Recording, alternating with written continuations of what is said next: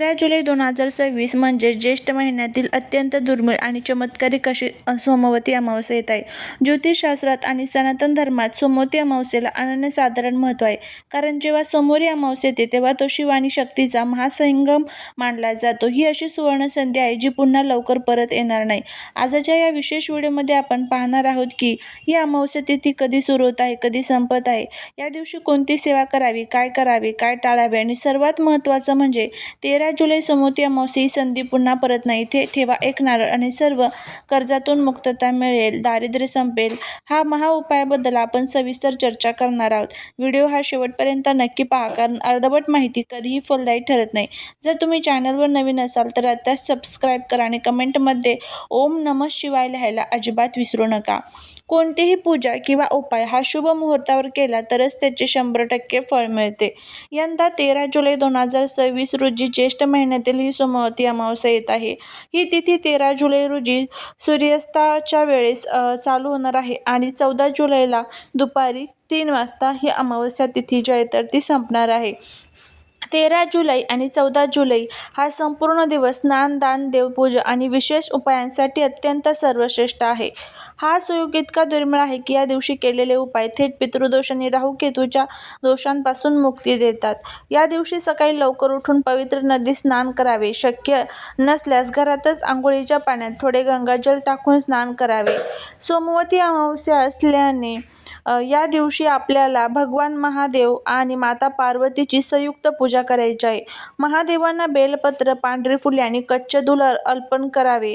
ओम नमः शिवाय या मंत्राचा किमान 108 वेळा जप करावा. ही तिथी पितरांना प्रसन्न करण्यासाठी सर्वोत्तम मानली जाते.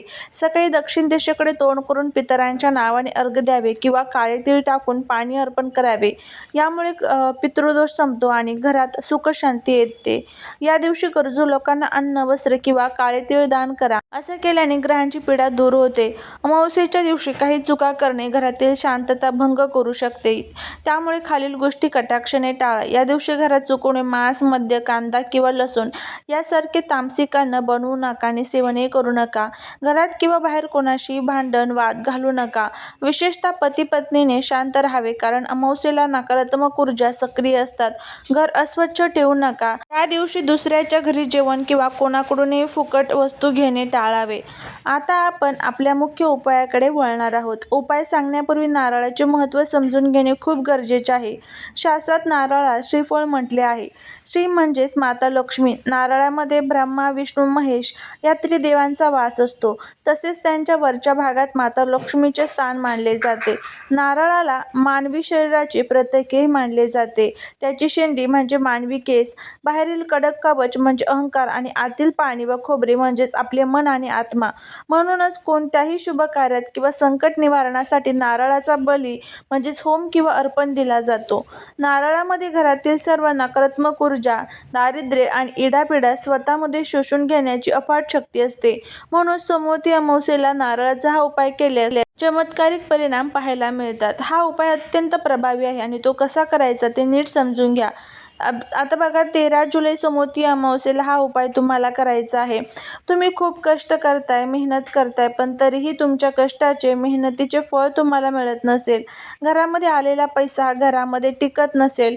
त्याचबरोबर खूप कर्ज झालेलं आहे आणि ते कर्ज तुमचं खूप कष्ट करूनही जर फिटत नसेल आणि त्याचबरोबर जर तुम्हाला असं वाटत असेल की कोणत्या तरी जी नजर आहे तर ती आपल्या घराला लागलेली आहे आणि घरामध्ये सतत भांडण, कटकट, वादविवाद होत असेल, नकारात्मकता जाणवत असेल, इडापिडा जी आहे तर ती घराचा पाठ जी आहे तर ती सोडतच नसेल, अशा ज्या काही अनेक समस्या तुम्हाला येत असेल ना, तर त्या सर्व समस्येसाठी तुम्हाला हा जो नारळाचा उपाय आहे तर तो करायचा आहे. या उपायामुळे तुमच्या सर्व इच्छा पूर्ण होतील. त्याचबरोबर धनप्राप्ती, लक्ष्मीप्राप्तीचे सर्व जे काही मार्ग आहेत तर ते सर्व तुमचे मार्ग मोकळे होण्यासाठी मदत होईल. शत्रूंचा त्रास देखील तुमचा संपेल. कारण आपल्या आजूबाजूला अशी काही लोक राहतात ना, त्यांना आपली झालेली प्रगती जी आहे तर ती बघवत नाही आणि त्यामुळे काय होतं की कुठेतरी आपली प्रगती जी आहे तर ती थांबून जात असते. त्यामुळे आपल्याला हे सर्व उपाय जे आहे तर ते करणं खूप गरजेचं असतं.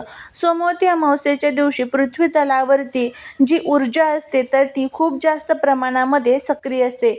या ऊर्जेमध्येच आपण जेव्हा काही उपाय करतो, जेव्हा काही सेवा करतो त्यावेळेस त्याचं खूप चांगलं फळ जे आहे तर ते आपल्याला मिळत असतं. तर आता सर्वात प्रथम तुम्हाला संध्याकाळी स्वच्छ हातपाय धुवून घ्यायचे आहे. घरात देवापुढे छान दिवा लावून घ्यायचा आहे. त्यानंतर एक काळा कपडा तुम्हाला जमिनीवर अंथरायचा आहे.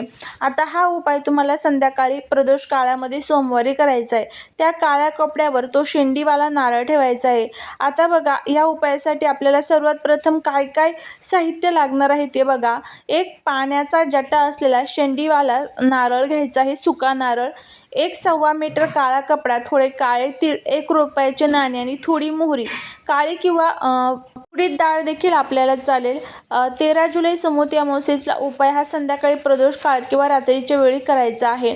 आता काय करायचं आहे, त्या काळ्या कपड्यावर तो शेंडीवाला नारळ ठेवायचा.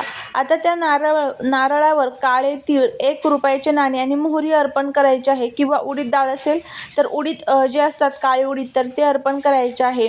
आता तो नारळ त्या कपड्यासहित हातामध्ये घ्यायचा आहे किंवा त्याची पुरचुंडी बांधा. तुमच्या घरातील मुख्य कर्त्या व्यक्तीच्या डोक्यावरून किंवा घरातील सर्व सदस्यांवरून घड्याळाच्या काट्याच्या दिशेने 7 वेळा ओवाळा.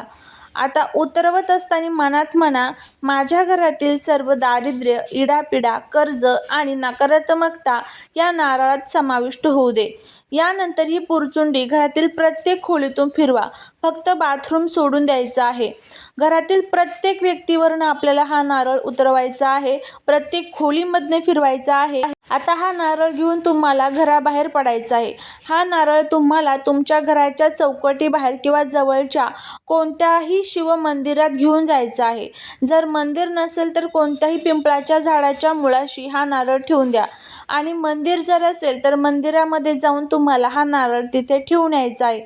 नारळ तिथे ठेवताना किंवा मंदिरात अर्पण करताना महादेवांना आणि पितरांना प्रार्थना करा की हे प्रभू, माझे जे काही कर्ज आहे, आर्थिक चणचण आहे, ती या सोमवती अमावस्येच्या तिथीला कायमची दूर कर. परत येतानाचे काही नियम पाळायचे आहे.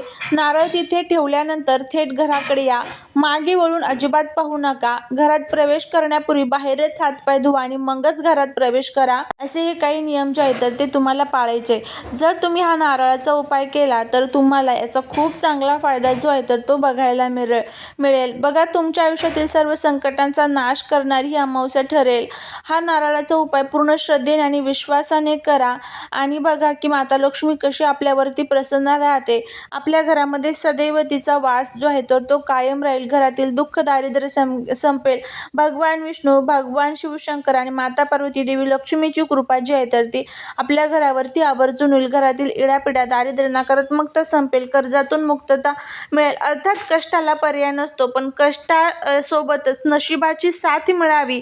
जे काही ग्रहांचा त्रास आपल्याला होत आहे तर तो सर्व त्रास दूर व्हावा यासाठी आपण हे जे काही छोटे उपाय असतो, ज्या छोट्या या सेवा असतात तर त्या करत असतो. तर तुम्हीही करण्याचा प्रयत्न करा.